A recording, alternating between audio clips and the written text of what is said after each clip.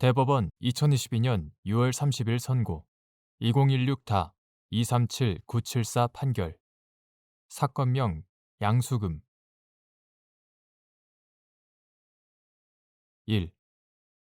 예금거래 기본 약관에 따라 송금 의뢰인이 수취인의 예금 계좌에 자금이체를 하여 예금원장에 입금의 기록이 된 경우 송금 의뢰인과 수취인 사이에 자금이체의 원인인 법률 관계가 존재하는지 여부에 관계없이 수취인과 수취은행 사이에 이체금액 상당의 예금 계약이 성립하고 수취인이 수취은행에 대하여 위 입금액 상당의 예금 채권을 취득하는지 여부. 원칙적 적극. 자금이체는 은행 간 및 은행 점포 간의 송금 절차를 통하여 저렴한 비용으로 안전하고 신속하게 자금을 이동시키는 수단이고 다수인 사이에 다에게 자금 이동을 원활하게 처리하기 위하여 그 중개 역할을 하는 은행이 각 자금 이동의 원인인 법률 관계의 존부, 내용 등에 관여하지 않고 이를 수행하는 체제로 되어 있다. 예금거래 기본 약관에 따라 송금 의뢰인이 수취인의 예금 계좌에 자금이체를 하여 예금 원장에 입금의 기록이 된 때에는 특별한 사정이 없는 한 송금 의뢰인과 수취인 사이에 자금이체의 원인인 법률 관계가 존재하는지 여부에 관계없이 수취인과 수취은행 사이에는 이체금액 상당의 예금 계약이 성립하고 수취인이 수취은행에 대하여 위 입금액 상당의 예금 채권을 취득한다. 2. 종합통장 자동대출의 약정 계좌로 송금 의뢰인이 자금이체를 한 경우 송금 의뢰인과 수취인 사이에 자금이체의 원인인 법률 관계가 존재하는지 여부에 관계없이 수취인이 수취은행에 대하여 이체 금액 상당의 예금 채권을 취득하는지 여부. 원칙적 적극.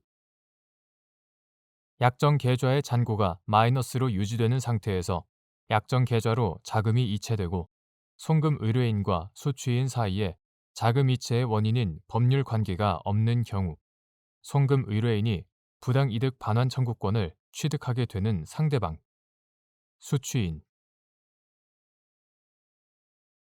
종합통장 자동대출에서는 은행이 대출 약정에서 정하여진 한도로 채무자의 약정 계좌로 신용을 공여한 후 채무자가 잔고를 초과하여 약정 계좌에서 금원을 인출하는 경우 잔고를 초과한 금원 부분에 한하여 자동적으로 대출이 실행되고 그 약정 계좌에 다시 금원을 입금하는 경우 그만큼 대출 채무가 감소하게 된다.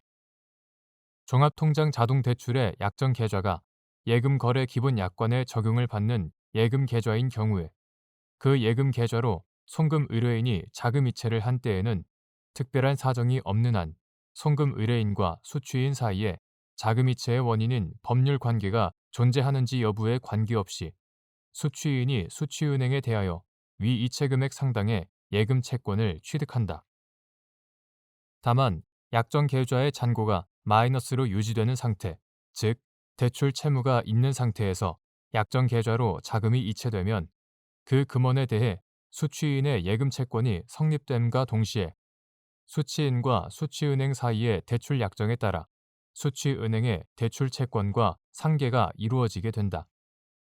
그 결과 수취인은 대출 채무가 감소하는 이익을 얻게 되므로 설령 송금 의뢰인과 수취인 사이에 자금이체의 원인인 법률 관계가 없더라도 송금 의뢰인은 수취인에 대하여 이체금액 상당의 부당이득 반환 청구권을 가지게 될 뿐이고 수취인과의 적법한 대출 거래 약정에 따라 대출 채권에 만족을 얻은 수취은행에 대하여는 부당이득 반환 청구권을 취득한다고 할 수 없다.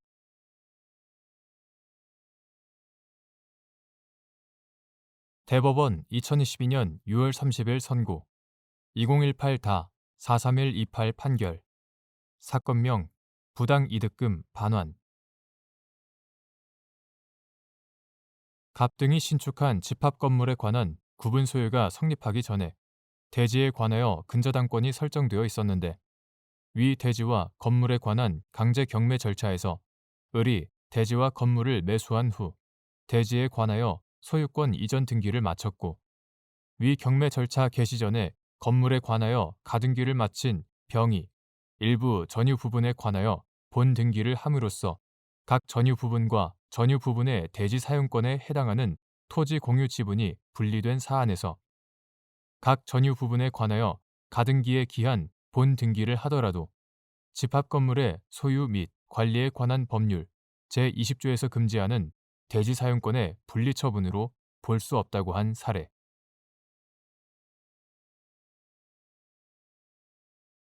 대법원 2022년 6월 30일 선고 2018-248275 판결.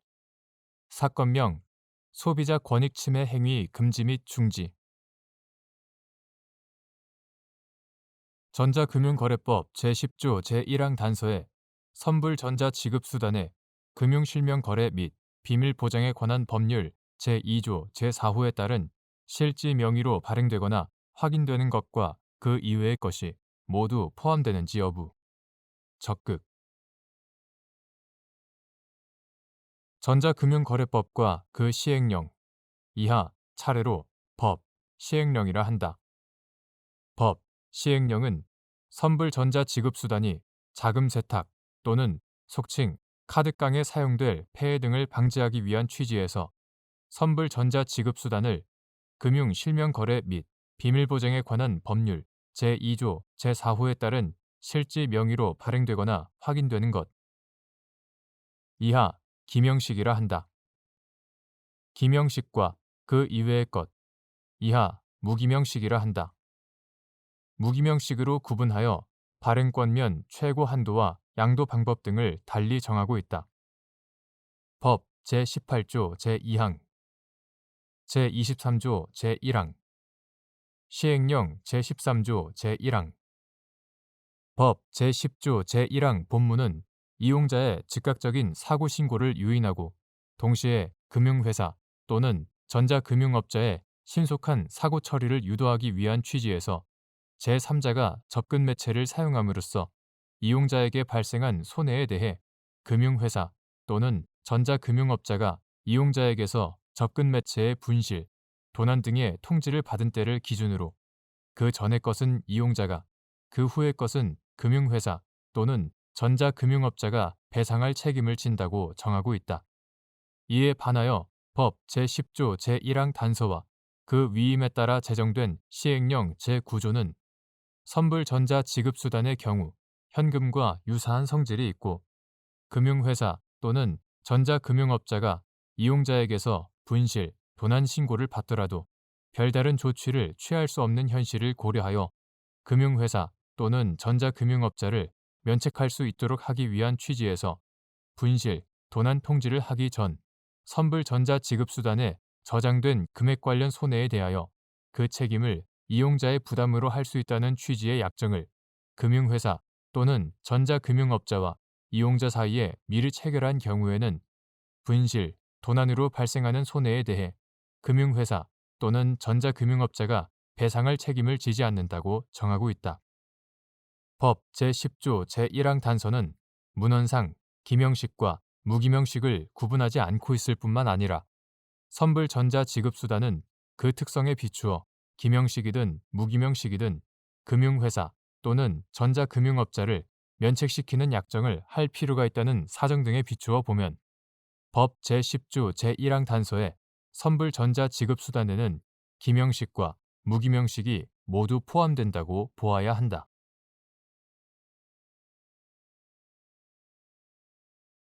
대법원 2022년 6월 30일 선고 2018-268576 판결. 사건명 사해 행위 취소. 1. 국세기본법 제24조 제1항에 따라 상속인은 피상속인의 국세 등 납부 의무를 상속재산의 한도에서 승계하는지 여부. 적극. 및 위 규정에 따른 상속으로 받은 재산을 계산할 때 상속받은 자산 총액에서 공제되는 부채 총액에 피상속인으로부터 승계되는 국세 등 채무가 포함되는지 여부. 소극. 국세기본법 2018년 12월 31일 법률 제16097호로 개정되기 전의 것 이하 같다. 제24조 제1항은 상속이 개시된 때에 그 상속인은 피상속인에게 부과되거나 그 피상속인이 납부할 국세 등을 상속으로 받은 재산의 한도에서 납부할 의무를 진다고 정하고 있다. 이는 상속인이 피상속인의 국세 등 납부 의무를 상속재산의 한도에서 승계한다는 뜻이다. 국세기본법 제24조 제1항에 따른 상속으로 받은 재산은 상속받은 자산 총액에서 상속받은 부채 총액과 상속으로 인하여 부과되거나 납부할 상속세를 공제하여 계산하며 국세기본법 시행령 제11조 제1항 피상속인으로부터 승계되는 국세 등 채무는 부채 총액에 포함되지 않는다. 2. 갑이 부동산을 매도하고 대금 일부를 자녀인 을 등에게 증여한 후 부동산 양도에 따른 양도소득세를 납부하지 않은 채 사망하자 국가가 갑에 대한 양도소득세 등 채권을 피보전 채권으로 하여 위 증여에 대한 사해 행위 취소를 구한 사안에서 상속인인 을 등은 국세기본법 제24조 제1항에 따라 상속으로 받은 재산의 한도에서만 갑의 국세 등 채무를 승계하는데 을 등이 상속으로 받은 재산이 있는지에 관하여 아무런 심리를 하지 않은 채 피보전 채권이 존재한다고 판단한 원심 판결에 법리 오해 등의 잘못이 있다고 한 사례.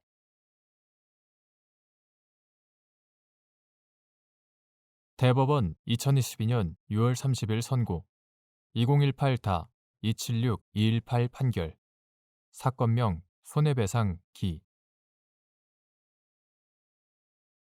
1. 부동산 처분 금지 가처분 등기의 효력 및 처분 행위가 가처분에 저촉되는 것인지 판단하는 기준 등기의 선후 관계 부동산에 관하여 처분 금지 가처분에 등기가 된 후에 가처분 채권자가 본안 소송에서 승소 판결을 받아 확정되면 그 피보전 권리의 범위 내에서 가처분 위반 행위의 효력을 부정할 수 있고 이때 그 처분 행위가 가처분에 저촉되는 것인지의 여부는 그 처분 행위에 따른 등기와 가처분 등기의 선후에 의하여 정해진다.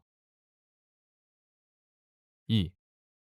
저당권 설정 등기 청구권을 보전하기 위한 처분 금지 가처분에 등기가 되어 있는 부동산에 관하여 소유권 이전 등기나 처분 제한의 등기 등이 이루어지고 그 뒤 가처분 채권자가 본안 소송의 승소 확정으로 저당권 설정 등기를 하는 경우 위 소유권 이전 등기나 처분 제한의 등기 등이 말소되는지 여부, 소급 및 가처분 등기 후에 등기된 권리의 취득이나 처분의 제한으로 가처분 채권자에게 대항할 수 있는지 여부, 소급 이러한 법리는 소유권 이전 청구권 가등기 청구 채권을 보전하기 위한 처분금지 가처분의 등기가 맞춰진 부동산에 관하여 피보전 권리 실현을 위한 가등기와 그에 의한 소유권 이전의 본 등기가 맞춰진 때에도 마찬가지로 적용되는지 여부.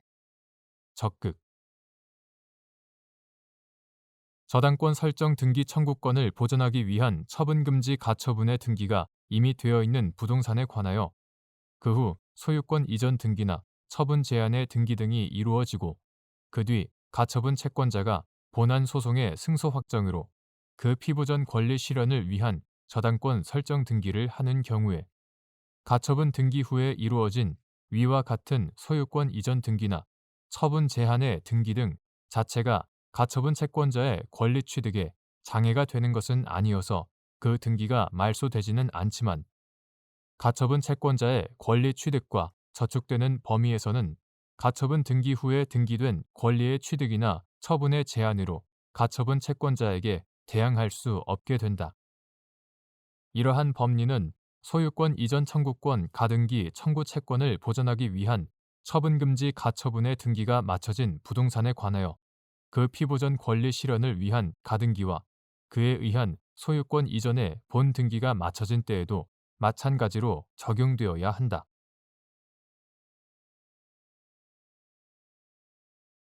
대법원 2022년 6월 30일 선고 2019다 246-696 등 판결 사건명 확약서 무효 확인의 소 등. 갑 주식회사의 근로자인 을 등이 희망퇴직을 신청하면서 작성하여 제출한 확약서에 갑 회사가 희망퇴직을 사유로 한 특별퇴직 위로금 등을 지급하는 것을 전제로 희망퇴직 근로자에 대해 비밀 유지 의무와 퇴직 후 1년 동안 경업 금지 의무를 부과함과 동시에 그 위반에 대한 손해배상의 예정으로 특별퇴직 위로금 등의 반환을 규정하고 있었는데, 위 확약서가 약관의 규제에 관한 법률 제6조 및 제8조에 위반되어 무효인지 문제된 사안에서 위 확약서는 근로기준법의 분야에 속하는 계약에 관한 것에 해당하므로 약관의 규제에 관한 법률의 적용 대상에서 제외된다고 한 사례.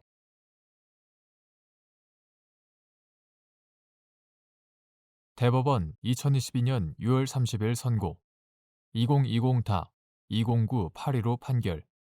사건명 부당이득금. 점유자가 점유물 반환 이외의 원인으로 물건의 점유자 지위를 잃어 소유자가 그를 상대로 물권적 청구권을 행사할 수 없게 된 경우, 점유자가 민법 제203조를 근거로 비용 상환 청구권을 행사할 수 있는지 여부. 소극. 물건의 소유자는 적법한 점유 권한 없는 점유자를 상대로 물권적 청구권을 행사하여 반환을 청구할 수 있고, 민법 제213조 점유자는 점유물을 반환하거나 그 반환을 청구받은 때에 회복자에 대하여 자기가 거기에 지출한 필요비나 유익비의 상환을 청구할 수 있다. 민법 제203조. 그러나 점유자가 점유물 반환 이외의 원인으로 물건의 점유자 지위를 잃어 소유자가 그를 상대로 물권적 청구권을 행사할 수 없게 되었다면, 그들은 더 이상 민법 제203조가 규율하는 점유자와 회복자의 관계에 있지 않으므로 점유자는 위 조항을 근거로 비용 상환 청구권을 행사할 수 없고, 다만 비용 지출이 사무 관리에 해당할 경우 그 상환을 청구하거나, 민법 제739조 자기가 지출한 비용으로 물건 소유자가 얻은 이득의 존재와 범위를 증명하여 반환 청구권, 민법 제741조 반환 청구권을 행사할 수 있을 뿐이다.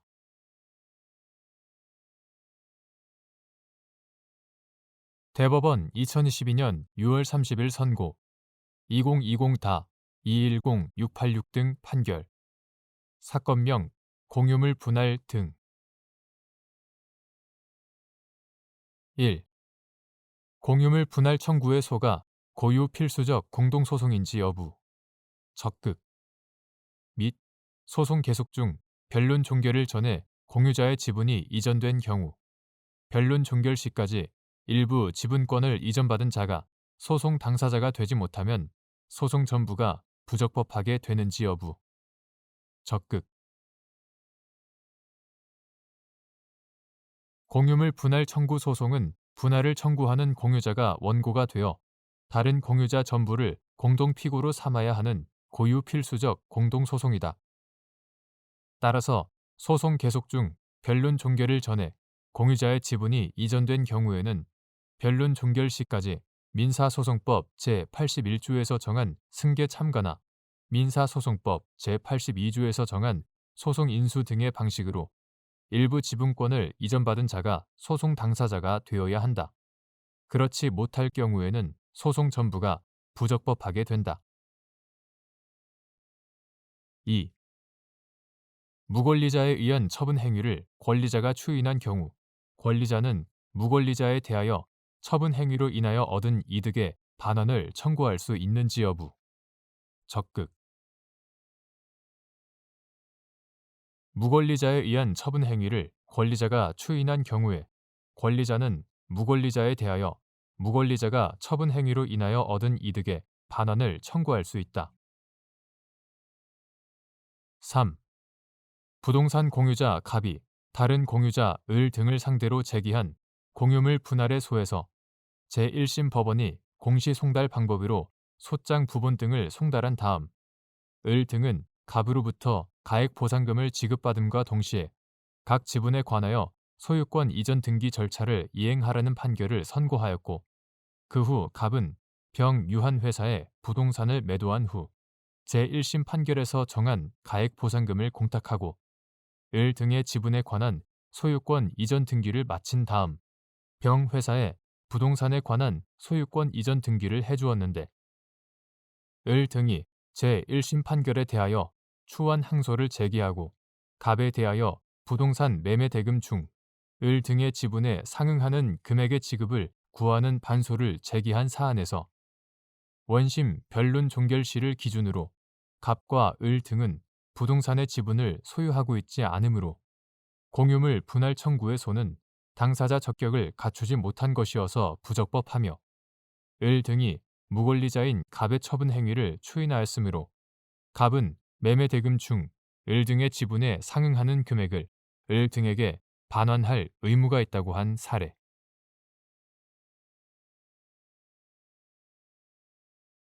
대법원 2022년 6월 30일 선고 2020다 229-192 등 판결.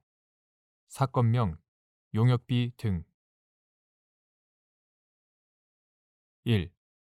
구 집합건물의 소유 및 관리에 관한 법률 제9조의 3, 제1항, 제3항의 규정 취지. 9. 집합건물의 소유 및 관리에 관한 법률 2020년 2월 4일 법률 제16919호로 개정되기 전의 것. 이하 9. 집합건물법이라 한다.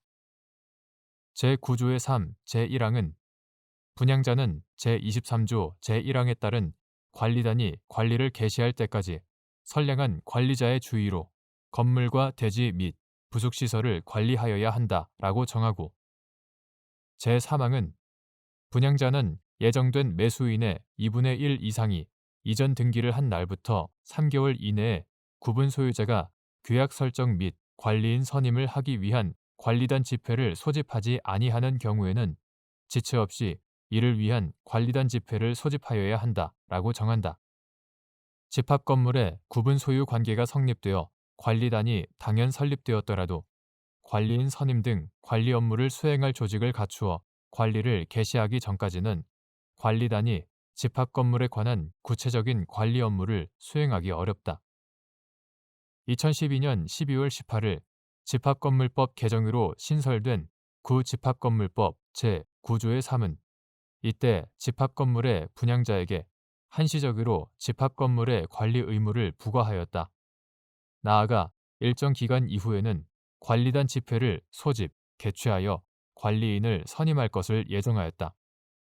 이는 관리단이 관리 업무를 수행할 실질적인 조직을 갖추기 전까지 분양자로 하여금 집합 건물을 관리하게 함으로써 관리 공백을 막으면서도 분양자가 집합 건물을 장기간 관리함으로써 관리에 관한 사항을 독단적으로 처리하여 구분 소유자들의 집합 건물의 관리에 관한 권한을 침해하는 상황을 방지하는 것을 목적으로 한다. 2. 구 집합 건물의 소유 및 관리에 관한 법률 제9조의 3에 따라 집합 건물을 관리하던 분양자와 관리 위탁 계약을 체결한 위탁 관리업자가 새롭게 관리를 개시하는 관리단을 상대로 분양자와 체결한 관리 위탁 계약의 효력을 주장할 수 있는지 여부. 원칙적 소극. 분양 계약서에 구분 소유 관계가 성립된 이후 일정 기간 동안 분양자가 지정한 자가 집합 건물을 관리한다는 내용이 포함된 경우, 이를 분양자가 체결한 관리 위탁 계약의 효력을 관리단이 관리를 개시한 뒤에도 인정하겠다는 구분 소유자들의 서면 합의로 해석할 수 있는지 여부. 원칙적 소극. 관리단의 집합 건물에 대한 관리가 개시되면 구 집합 건물의 소유 및 관리에 관한 법률 2020년 2월 4일 법률 제16919호로 개정되기 전의 것. 이하 구 집합건물법이라 한다. 제9조의 3에 따라 집합건물을 관리하던 분양자는 그때의 관리비 징수 권한을 포함한 관리 권한을 상실하게 되고 관리단이 집합건물법에서 부여받은 관리 권한을 행사할 수 있게 된다. 분양자가 집합건물을 관리하면서 형성된 관리 업무에 관한 법률 관계는 새롭게 관리를 개시하는 관리단에 당연히 승계되는 것은 아니므로 분양자와 관리 위탁 계약을 체결한 위탁 관리업자는 특별한 사정이 없는 한 그러한 관리 위탁 계약의 효력을 관리단에 주장할 수 없다. 분양자와 관리 위탁 계약을 체결한 위탁 관리 회사는 분양자가 집합 건물을 관리하는 기간 동안 위탁받은 관리 업무를 수행할 수 있을 뿐이고 관리단이 관리를 개시한 이후에는 더 이상 관리비 징수 등 집합 건물에 관한 관리 업무를 수행할 수 없다. 위와 같은 관리단, 분양자, 위탁관리 회사의 관계에 관한 법리는 집합 건물의 분양 계약서에 구분 소유 관계가 성립된 이후 일정 기간 동안 분양자가 지정한 자가 집합 건물을 관리한다는 등의 내용이 포함되는 사정이 있더라도 마찬가지로 적용되어야 한다.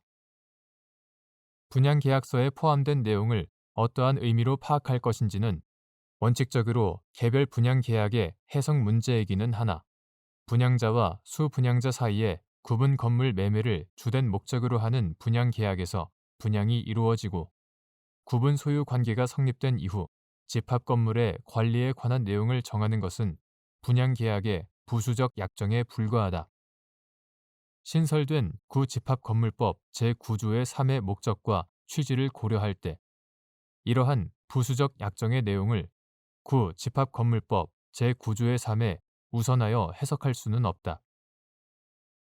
분양계약서의 내용으로 집합건물의 관리에 관한 관리단, 분양자, 위탁관리회사의 관계에 구집합건물법 제9조의 3의 적용을 배제하거나 집합건물법에서 보장하는 관리단의 관리 권한을 제한하는 것은 엄격하게 인정하여야 한다.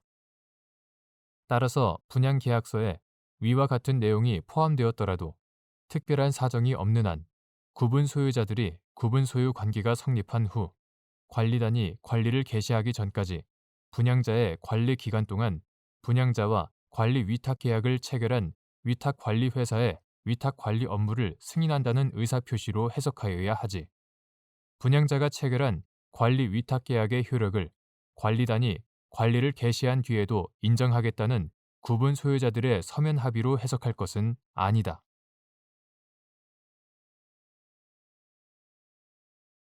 대법원 2022년 6월 30일 선고 2020다 271-322 판결 사건명 공탁금 출급 청구권 확인 1. 자본시장과 금융투자업에 관한 법률 제9조 제18항 제1호가 정하는 투자신탁에서 대외적으로 투자신탁 재산에 관하여 관리, 처분권을 행사하는 자, 신탁업자, 자본시장과 금융투자업에 관한 법률 이하 자본시장법이라 한다. 제9조 제18항 제1호가 정하는 투자신탁에서 원칙적으로 집합투자업자는 신탁업자에게 투자 대상 자산의 취득, 처분 등에 관한 지시를 하고 신탁업자는 그 지시에 따라 자신의 명의로 투자 대상 자산을 취득하고 처분하며 예외적으로 집합투자업자는 투자신탁 재산의 효율적 운용을 위하여 불가피한 경우로서 자본시장과 금융투자업에 관한 법률 시행령 제79조 제2항이 정하는 경우에 한하여 자신의 명의로 직접 투자 대상 자산을 취득하거나 처분한다. 자본시장법 제80조 제1항 위와 같은 예외적인 사정이 없는 한 집합투자업자는 내부적으로 의사결정을 할 뿐이고 대외적으로는 신탁업자가 투자신탁 재산의 관리, 처분권을 행사한다. 2.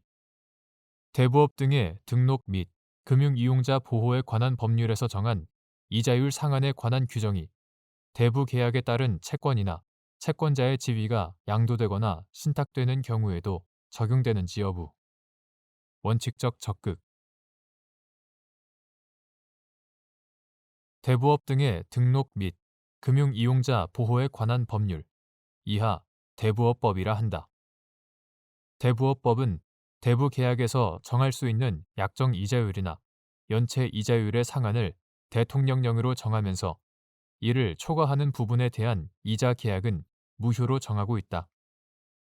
대부업법 제8조 제1항, 제3항, 제4항, 제15조 제1항, 제3항, 제5항. 이러한 이자율 상한에 관한 규정은 특별한 사정이 없는 한 대부 계약에 따른 채권이나 채권자의 지위가 양도되거나 신탁되는 경우에도 적용된다.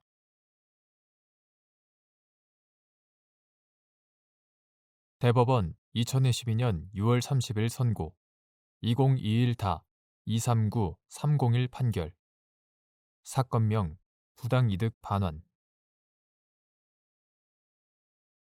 정당한 권한 없는 사람이 집합 건물의 공용 부분이나 대지를 점유, 사용하는 경우 구분 소유자뿐만 아니라 관리단도 위 사람을 상대로 부당이득 반환을 구하는 소를 제기할 수 있는지 여부. 적극. 구분 소유자가 부당이득 반환 소송을 제기하여 판결이 확정된 경우 그 부분에 관한 효력이 관리단에 미치는지 여부. 원칙적 적극. 구분 소유자가 부당이득 반환 청구의 소를 제기하였다가 본안에 대한 종국 판결이 있은 뒤에 소를 취하한 경우 관리단이 부당이득 반환 청구의 소를 제기한 것이 민사소송법 제267조 제2항의 제소금지 규정에 반하는지 여부. 원칙적 소극. 정당한 권한 없는 사람이 집합 건물의 공용 부분이나 대지를 점유, 사용함으로써 이익을 얻고 구분 소유자들이 해당 부분을 사용할 수 없게 됨에 따라 부당이득의 반환을 구하는 법률 관계는 구분 소유자의 공유 지분권에 기초한 것이어서 그에 대한 소송은 1차적으로 구분 소유자가 각각 또는 전원의 이름으로 할 수 있다.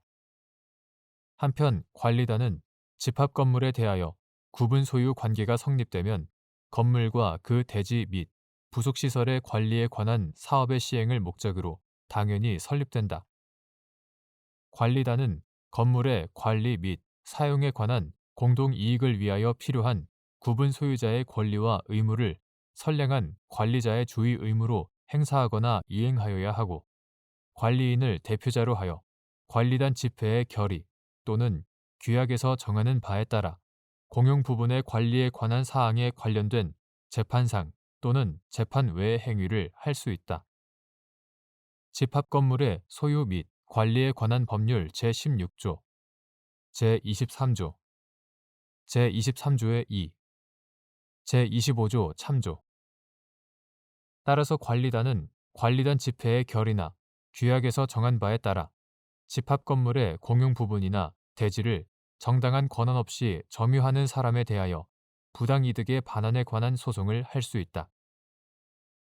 관리단이 집합 건물의 공용 부분이나 대지를 정당한 권한 없이 점유, 사용하는 사람에 대하여 부당이득 반환 청구 소송을 하는 것은 구분 소유자의 공유 지분권을 구분 소유자 공동 이익을 위하여 행사하는 것으로 구분 소유자가 각각 부당이득 반환 청구 소송을 하는 것과 다른 내용의 소송이라 할 수 없다.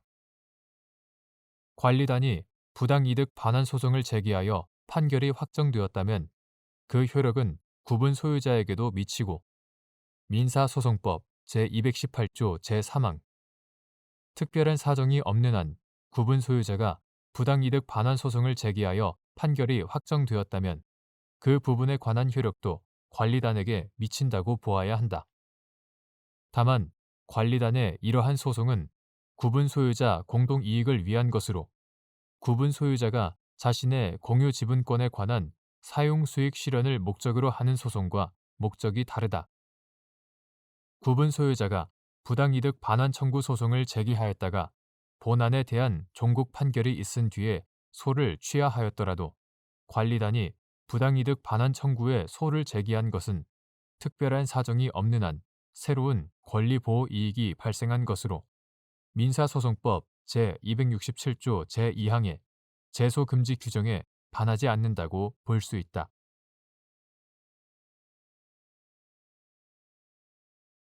대법원 2022년 6월 30일 선고 2021다 276-256 판결.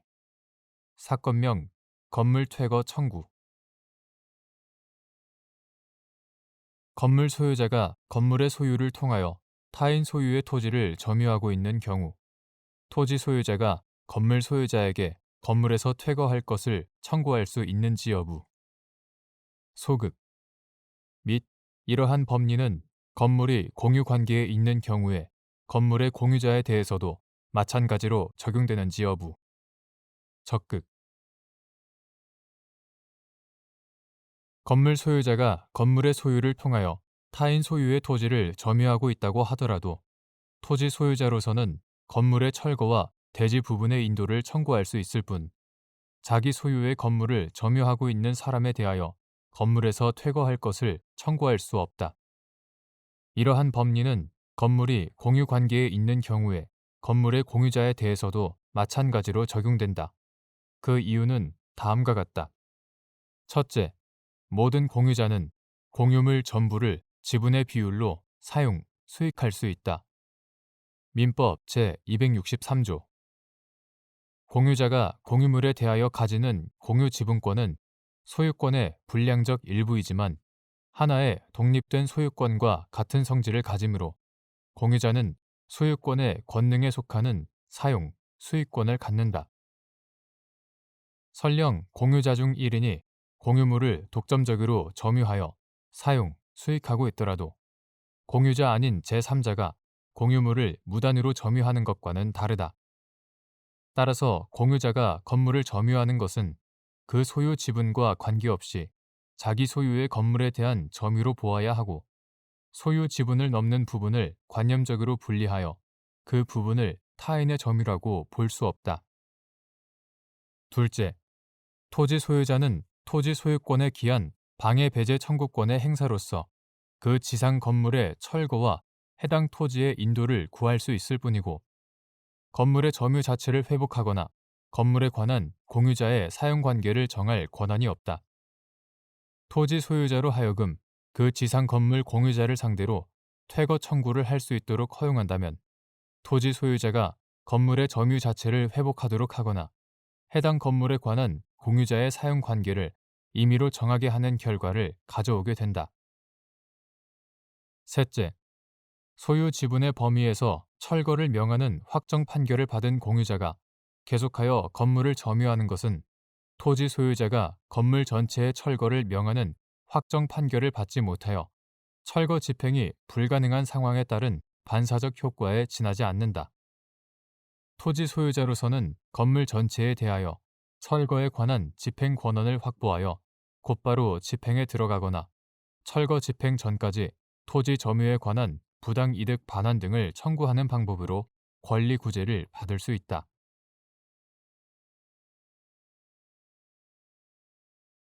대법원 2022년 6월 30일 선고 2021다 310-088 등 판결. 사건명 건물 명도 등. 주택 재개발 사업의 사업 시행자가 현금 청산 대상자나 세입자로부터 정비구역 내 토지 또는 건축물을 인도받기 위해서는 협의나 재결 절차 등에 의하여 결정되는 주거 이전비 등도 지급하여야 하는지 여부. 적극 및 사업 시행자가 협의나 재결 절차를 거치지 않더라도 주거 이전비 등을 지급하였거나 공탁하였다는 사정을 인정할 수 있는 경우 주거 이전비 등의 지급 절차가 선행되었다고 보아 사업 시행자의 토지나 건축물에 관한 인도 청구를 인정할 수 있는지 여부. 적극 구도시 및 주거환경정비법 2017년 2월 8일 법률 제14567호로 전부 개정되기 전의 것 이하 구도시정비법이라 한다. 제49조 제6항은 관리처분 계획에 인가, 고시가 있은 때에는 종전의 토지 또는 건축물의 소유자, 지상권자, 전세권자, 임차권자 등 권리자는 제54조의 규정에 의한 이전의 고시가 있은 날까지 종전의 토지 또는 건축물에 대하여 이를 사용하거나 수익할 수 없다. 다만 사업 시행자의 동의를 받거나 제40조 및 공익사업을 위한 토지 등의 취득 및 보상에 관한 법률 이하 토지보상법이라 한다. 토지보상법에 따른 손실보상이 완료되지 아니한 권리자의 경우에는 그러하지 아니하다고 정한다. 토지보상법 제78조 등에서 정한 주거이전비, 이주정착금, 이사비, 이하 주거이전비 등이라 한다. 주거이전비 등은 구도시정비법 제49조 제6항 단서의 토지보상법에 따른 손실보상에 해당한다.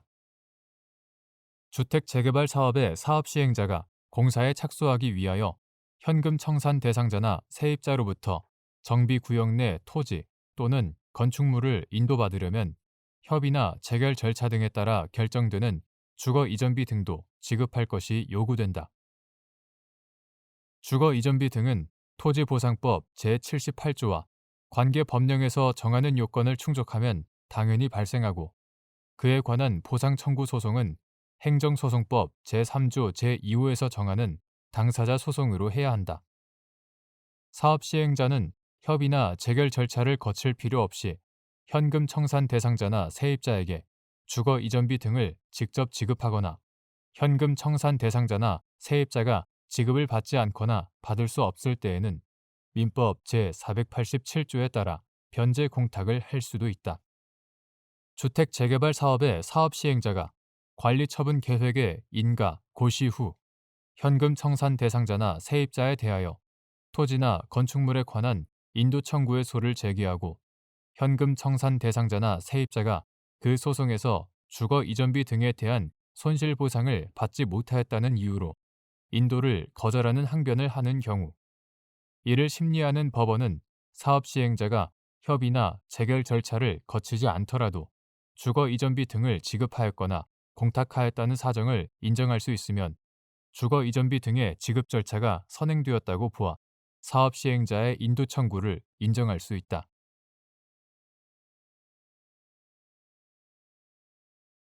대법원 2022년 6월 30일자 2022 505 결정 사건명 집행에 관한 이의 1. 집행관이 부동산 인도 청구권의 집행을 개시할 때 집행 권한에 표시된 채무자가 목적물을 점유하는지를 판단하기 위하여 조사, 확인하여야 할 사항. 부동산 인도 청구권의 집행은 직접 부동산에 대한 채무자의 점유를 빼앗아 채권자에게 그 점유를 취득하게 하는 직접 강제 방법에 의하여 진행하므로 민사집행법 제258조 제1항 집행의 대상자는 집행 권한에 표시된 채무자 본인이고 목적물을 제3자가 점유하고 있는 경우에는 민사집행법 제258조에 의한 인도 집행을 할 수 없다. 따라서 집행기관으로서 집행관은 부동산 인도 집행을 개시함에 있어 집행 권한에 표시된 채무자가 목적물을 점유하는지를 스스로 조사, 판단하여야 한다. 이때 집행관은 그 개연성을 인정할 수 있는 외관과 징표에 의하여서만 판단할 수 있을 뿐이고 실질적 조사권은 없더라도 집행관이 집행권한 등 관련 자료를 조사하면 쉽게 그 점유 관계를 판단할 수 있는 경우 이를 조사, 판단하여야 한다. 한편 점유 사실을 인정하거나 점유자가 누구인지 판단함에 있어서 주민등록표 등본이나 사업자 등록증은 중요한 자료이지만 유일한 자료는 아니다. 집행관은 이러한 자료뿐만 아니라 실제의 점유 상황과 그 밖의 사정 등을 종합적으로 살펴 점유 사실의 인정 내지 점유자를 특정하여야 한다. 특히 영업장 등의 점유자를 판단함에 있어서는 사업자 등록증, 간판, 상호, 영수증, 기타 영업장 내의 부착물이나 집기, 각종 우편물, 납세 고지서 등으로 점유자를 확인하고 이를 통하여도 채무자의 점유를 확인할 수 없는 경우에 이르러야 집행 불능으로 철회할 수 있다. 2. 집행관의 집행처분 기타 집행관이 지킬 집행 절차에 대한 이의 신청이 갖는 의미. 이러한 이의 신청이 있는 경우 집행법원은 이 재판 당시까지 제출된 주장과 모든 자료를 종합하여 이 사유의 당부를 판단할 수 있는지 여부. 적극. 집행관의 집행처분, 기타 집행관이 지킬 집행 절차에 대한 이의 신청. 민사집행법 제16조. 집행관의 집행처분, 기타 집행관이 지킬 집행 절차에 대한 이의 신청은 감독기관인 집행법원, 집행관법 제7조 참조. 집행법원에 의한 심사를 거침으로써 감독권 발동을 구하는 신청으로서 의미가 있고, 집행법원은 그 심리에 있어 이의 재판 당시까지 제출된 이의 사유 주장과 모든 자료를 종합하여 이의 사유의 당부를 판단할 수 있다.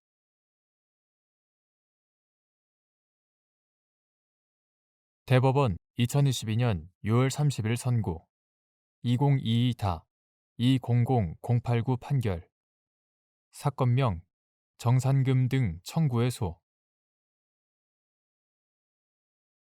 채권 양수인이 양수 채권을 자동 채권으로 하여 채무자가 채권 양수인에 대해 가지고 있던 기존 채권과 상계한 경우, 채권 양도 전에 이미 양채권의 변제기가 도래하였더라도 상계의 효력은 변제기가 아니라 채권 양도의 대항 요건이 갖추어진 시점으로 소급하는지 여부. 적극. 민법 제493조 제2항은 상계의 의사표시는 각 채무가 상계할 수 있는 때에 대등에게 관하여 소멸한 것으로 본다 라고 정하고 있으므로 상계의 효력은 상계 적상시로 소급하여 발생한다. 상계 적상은 자동채권과 수동채권이 상호 대립하는 때에 비로소 생긴다. 채권 양수인이 양수채권을 자동채권으로 하여 그 채무자가 채권 양수인에 대해 가지고 있던 기존 채권과 상계한 경우, 채권 양수인은 채권 양도의 대항 요건이 갖추어진 때 비로소 자동채권을 행사할 수 있으므로, 채권 양도 전에 이미 양채권의 변제기가 도래하였다고 하더라도 상계의 효력은 변제기로 소급하는 것이 아니라 채권 양도의 대항 요건이 갖추어진 시점으로 소급한다.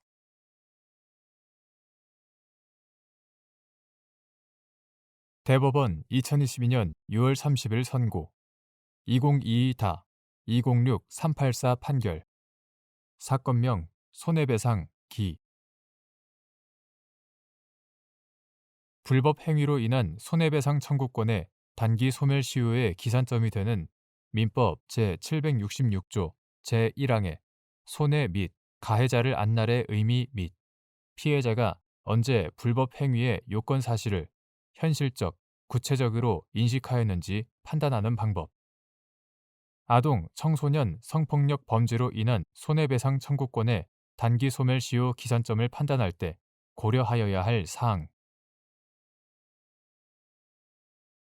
불법 행위로 인한 손해배상 청구권의 단기 소멸시효 기산점이 되는 민법 제766조 제1항의 손해 및 가해자를 안날은 위법한 가해 행위의 존재, 손해의 발생, 가해 행위와 손해 발생 사이에 상당 인과관계가 있다는 사실 등 불법 행위의 요건 사실에 대하여 현실적이고도 구체적으로 인식하였을 때를 의미하고, 피해자 등이 언제 불법 행위의 요건 사실을 현실적이고도 구체적으로 인식한 것으로 볼 것인지는 개별 사건의 여러 객관적 사정을 참작하고 손해배상 청구가 가능하게 된 상황을 고려하여 합리적으로 인정하여야 할 것이다. 그러므로 아동, 청소년 성폭력 범죄로 인한 손해배상 청구권의 단기 소멸시효 기산점을 판단함에 있어서는 성폭력 피해의 특수성을 염두에 두고 피해자가 피해를 인식하여 표현하고 법적 구제 절차로 나아가게 된 동기나 경위 및 그 시점, 관련 형사 절차 진행 중 수사기관 및 법정에서 가해자가 사실관계나 법리 등을 다투는지 여부, 가해자가 범행을 부인하는 데 그치지 않고 피해자를 무고로 고소하였는지 여부, 관련 형사사건 재판의 심급별 판결 결과 등을 종합적으로 고려하여야 한다.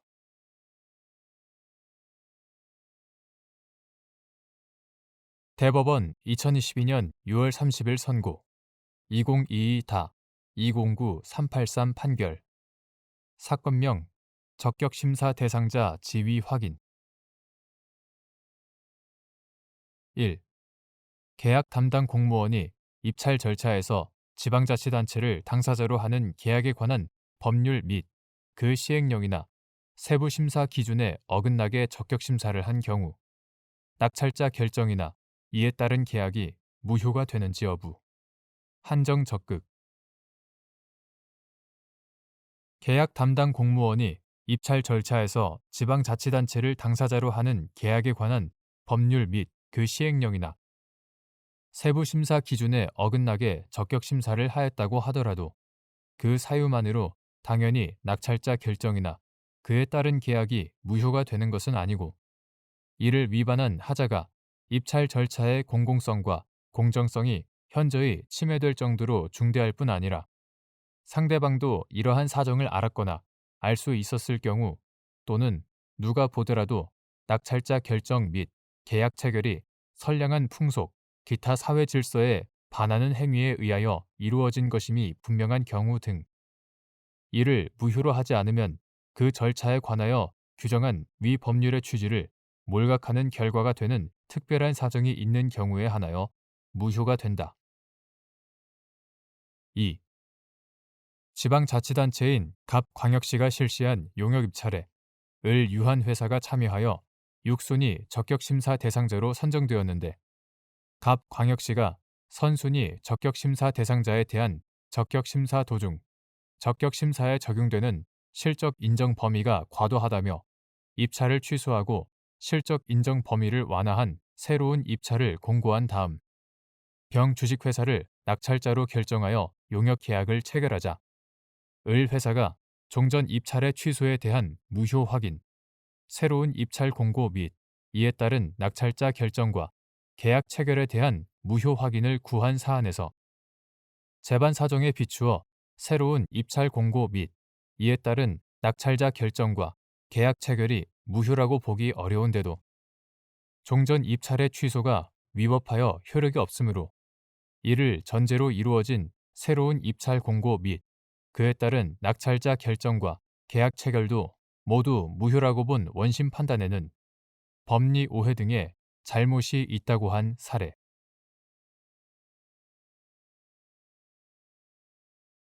대법원 2022년 6월 30일 선고 2022-212-594 판결. 사건명 공제금 등 청구의 소. 1. 공인중개사가 자기가 조사, 확인하여 설명할 의무는 없으나 중개의뢰인이 계약을 맺을지를 결정하는 데 중요한 사항에 관하여 그릇된 정보를 진실인 것처럼 그대로 전달하여 중개의뢰인이 이를 믿고 계약을 체결하도록 한 경우 선량한 관리자의 주의로 신의를 지켜 성실하게 중개해야 할 의무를 위반한 것인지 여부. 적극.